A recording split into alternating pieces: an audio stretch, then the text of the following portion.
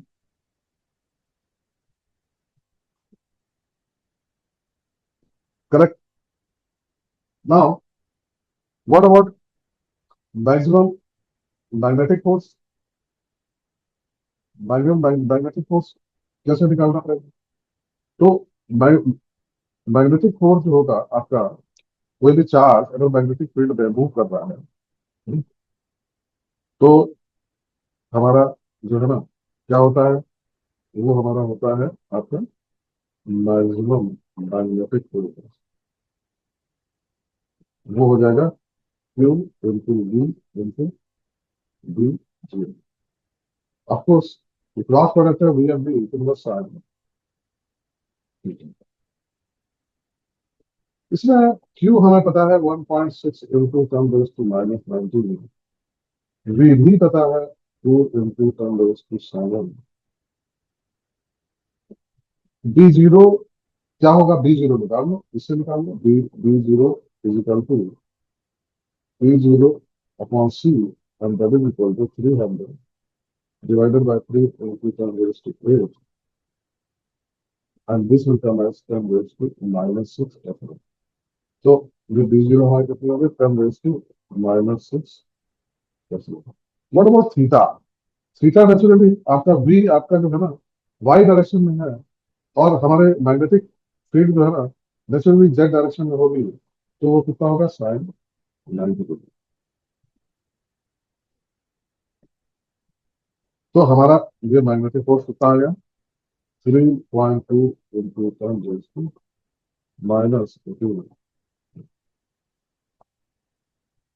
Correct क्यों भाई?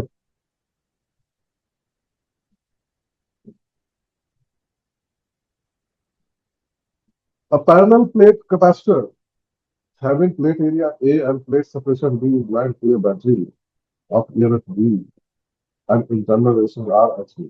Consider a plane surface of area A by B parallel to the planes and situated symmetrically between them. Find the displacement current through this surface as a function of time. The charge on the capacitor at the time t is given by, basically ये जो equation है ये तुमने पढ़ी हुई है, और ये क्या है? सी डी 1 - e - t/τ ये होती है ना। और टाउ हमारा क्या है? टाउ है हमारा time constant. Correct. Now what is surface charge density sigma? That is equal to Q upon A, and this can be written as CV 1 - e - t upon tau upon A। इसको लिख सकते हैं, नहीं लिख सकते हैं? और कैपेसिटर के प्लेट्स के बीच में इलेक्ट्रिक फील्ड क्या होती है?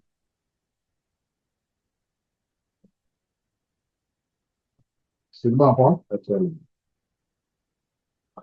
यानी कि this become right is C V upon epsilon zero A 1 - e - t। Correct. तो हमारा इलेक्ट्रिक फ्लक्स क्या होगा? इलेक्ट्रिक फ्लक्स होगा E इंटू ए। अब यहाँ पे E इंटू A/2, क्यों? A/2 के एरिया के अंदर ही पूछ रहा है, A/2। तो ये कितना हो गया? इसका मतलब ये हो गया आपका C V upon two F two epsilon zero one minus E minus two. ये हमारा आ गया फाइव। अब आईडी हमारा होता क्या है? ID is basically epsilon zero D five E upon D. यही होता है। तो आईडी क्या हो जाएगा? Epsilon zero. और इसको आप वो कर लो, डी फाइव अपॉन डी, यानी कि D by D D T ये करोगे तो इसको सिंपली ये आ जाएगा आपका। इसको डी फाइव एप्सिलॉन अपॉन कर जाएगा। तो it will be equal to C into V upon two. और ये हो जाएगा टाउ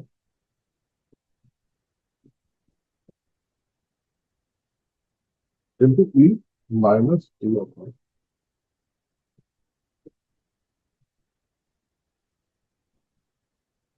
टाउ हमारा क्या है? सी आर है। तो इसको हम ये भी लिख सकते हैं। तो सी सी कट गया, तो इसको हम B upon two are.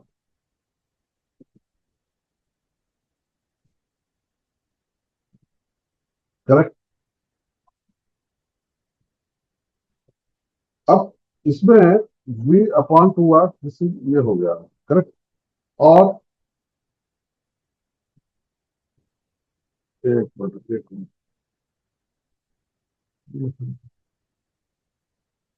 T tau को अगर हम ये करें सी आर, ई की power minus T upon C R, और ई की power minus T upon C क्या होता है? सी होता है epsilon zero A upon D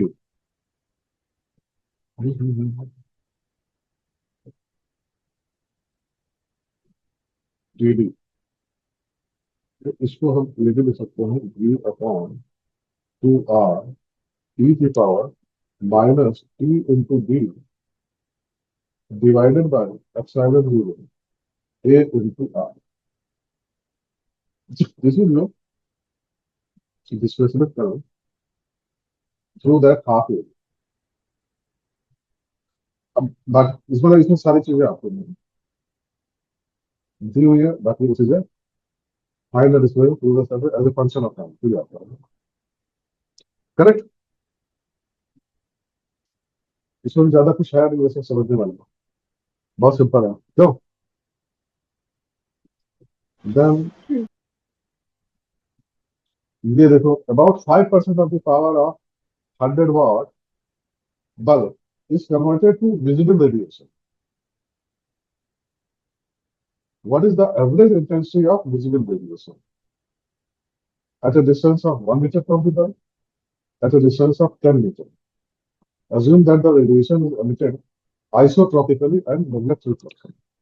और isotropically का मतलब ये है in all the directions without any hindrance. तो मेन चीज ये है कि 5% ऑफ द पावर है, तो इफेक्टिव पावर हो गई।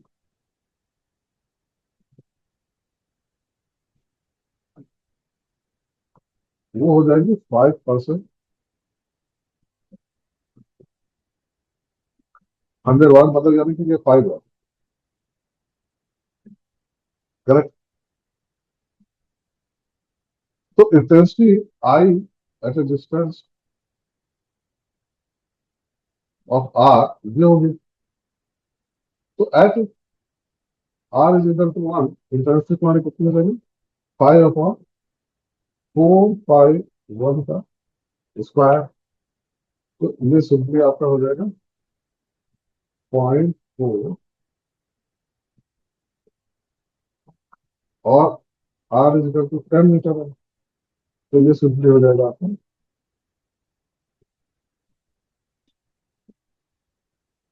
0.44।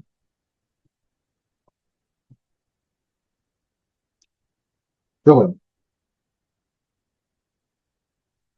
ये हो जाएगा।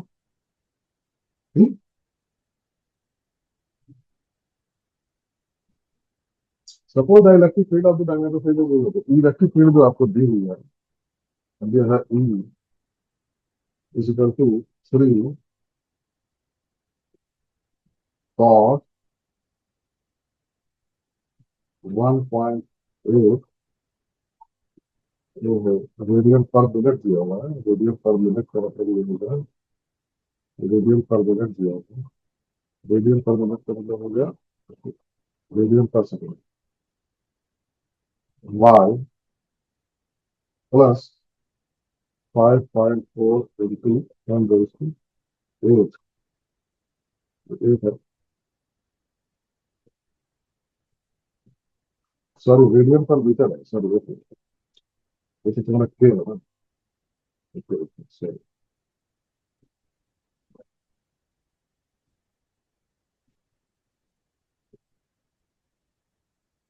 टी ये दिया हुआ है आई, यानी आपका इलेक्ट्रिक फील्ड का जो वेक्टर है it is in the direction of positive X direction. Then what is the direction of the propagation of the wave, बताओ।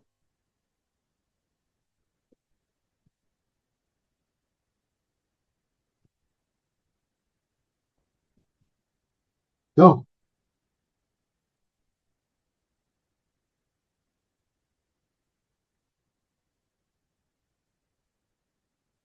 बोलो।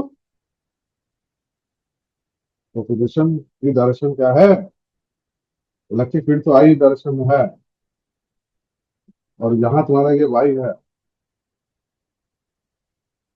एक्स की जगह वाई है।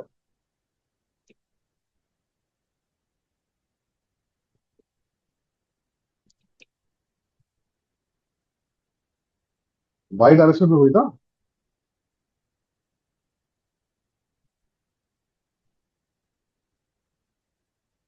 वाई डायरेक्शन में हुई या नहीं हुई? पॉजिटिव वाई हुई या निगेटिव वाई हुई?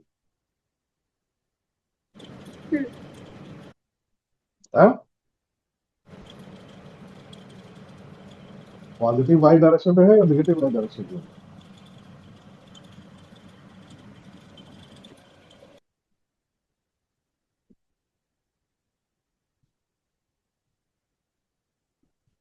क्यों?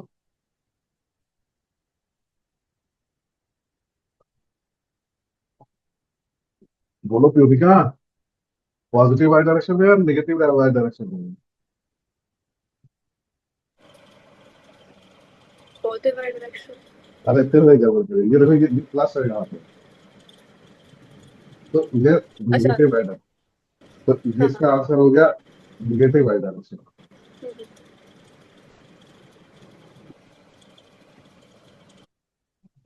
What is the wavelength? Wavelength आप आराम से निकाल सकते हो, 2 pi by K, and K is your 1.8। What is the frequency? Omega दिया हुआ है आपको, 5.4 इंटू 10⁻8। तो फ्रीक्वेंसी आपकी हो जाएगी omega upon 2 pi. What is the amplitude of the magnetic field? E का, तो amplitude of the magnetic field simply हो जाएगा E0/C। तो ये तुम्हें E0 तुम्हें दिया हुआ है 3/3 into 10⁻8। Correct. Right an expression for the magnetic field of the wave. अब आपको ये आपको इसके पैरामीटर निकाल लो, तो ये तुम्हारा कितना हो जाएगा? ये तुम्हारा हो जाएगा 10⁻⁻8 फैसला। अब बी लिख लो। बी, अच्छा बी की डायरेक्शन क्या होगी? बी की डायरेक्शन ऐसे निकाल लो, C C C is equal to E cross B. ये है -J, सॉरी सॉरी सॉरी, ये है आई इंटू बी का हमें निकालना है, और ये दिया हुआ है प्रोपोगेशन -J। तो बी की जगह क्या होना चाहिए?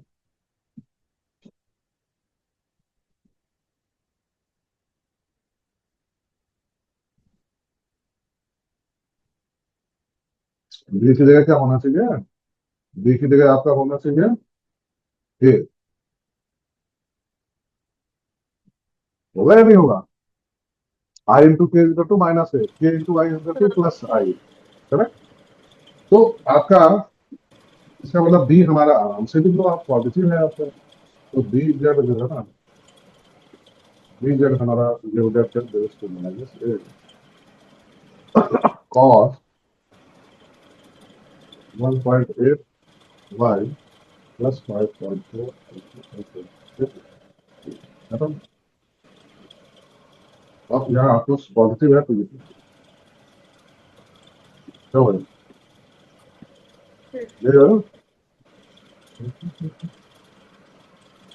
Parallel plate capacitor made of circular plates each of radius r 6 centimeter has a capacitance. The capacitor is connected to a 230-volt AC supply with an angular frequency 300 millivolts. What is the RMS value of the conduction current? Huh? Is the conduction current equal to displacement current? Determine the amplitude of D at a point 3 centimeter from the axis between the plates. चलो, पहले तो हमें current निकालनी है। इसके अंदर current निकालने के लिए हमें क्या निकालना पड़ेगा? इसका इम्पीडेंस निकालना पड़ेगा। तो एक्सी एक्सी क्या हो जाएगा?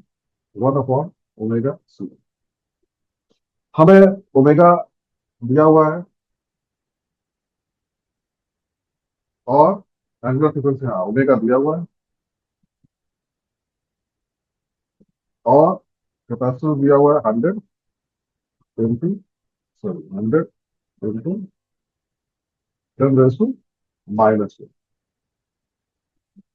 तो ये हो गया आपका 10⁻⁸ डिवाइडेड बाय 3। तो आपका आई आर एम एस कितना हो जाएगा? V R M S upon X C, and that is equal to 230 upon 10⁻⁸/3। तो ये आपकी जो करंट है वो आपकी आ गई 6 पॉइंट, ये आ रही है 6.-6 है, करेक्ट। तो ये आ गया इज द करंट, यस, ये हमने देखा ही है। Conduction current is always equal to displacement current. Now determine the of amplitude of D at a point 3 centimeter from the axis between the plates। ठीक है ना? तो इसके अंदर क्या होगी? ये तुम्हारा आईडी होगी, करेक्ट। अब जो बी है आपका, ये ऐसे है, ये आपकी प्लेट्स है, ये एक्सिस हो गई। अब ये आपकी जो है दिस इज योर डी, इसके अंदर से आपकी क्या जा रही है? आईडी जा रही है, करेक्ट। तो magnetic field is at a distance of this, suppose R है। तो मैग्नेटिक फील्ड हम लोग ने पढ़ा हुआ है, D is equal to μ0 2 pi I D upon r² into R. क्यों? क्योंकि मैग्नेटिक फील्ड आपके पूरे इस एरिया में है, और करंट भी करंट चाहिए पूरे इस एरिया में। पूरा जो सर्किल है, मतलब आपने देखा होगा हम लोगों ने किया था, जिसमें हमने पूरा एरिया लिया था, और आई जो है ना इस पूरे cross section of the wire. तो ये उसी तरीके से है कि आपकी आईडी जो है ना, in every part of the current in this circle है, विच इज आर रेडियस। तो बी आर एस अगर निकालो तो ले 0/3 आई आर, क्योंकि आई डी और आई सी दोनों बराबर है। इसको हम ये लिख सकते हैं, तो ये तुम्हारा हो जाएगा ड्यू 0 हमारा ड्यू जीरो जो है ना, वो हमारा कितना होता है, इसको आप 2 × 10⁻⁷ टू पाई हमने बता दिया। आई आर एल हमने निकाला हुआ 6.9 divided by R square. R हमारा क्या है, टोटल, जो प्लेट का टोटल वो क्या है, टोटल है हमारा 6 सेंटीमीटर रेडियस। तो 6 × 10⁻⁻, टोटल आर है प्लेट का पूरा, इंटू आर क्या है, वो है 3 सेंटीमीटर। करेक्ट। अगर इसको करोगे तो दिस विल कम एज। अब हमें पूछा क्या है, एम्पलीट्यूड पूछा है, तो हमें बी जीरो पूछा है। तो B zero is nothing but √2 × 1.17,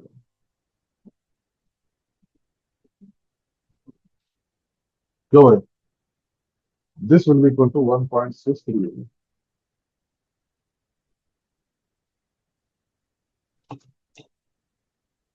correct. So this ends our question, ये इलेक्ट्रोमैग्नेटिक वेव के, this sheet I will share with you, भेज दूंगा मैं। और बाकी और भी क्वेश्चन जो है, जो भी है, you try to do that, जो भी आपके कोचिंग वगैरह में है, है, या एससी वगैरह हो गया, या एनसीईआरटी वगैरह की क्वेश्चन देख लेना। तो प्रॉब्लम है तो लेट मी नो। बाकी टिपिकल क्वेश्चन जो है ना, मोर और लेस इसी तरह के क्वेश्चन आएंगे, ये मैंने करा दिया आपको। तो tomorrow, let me see if I find some more questions, then I will take up with that. Otherwise, tomorrow we will start with optics, and tomorrow is Saturday. So let us see. हाँ, अगर class होगी तो we will start with optics, या अगर कुछ some more questions if I find, electromagnetic wave के, ठीक है। तो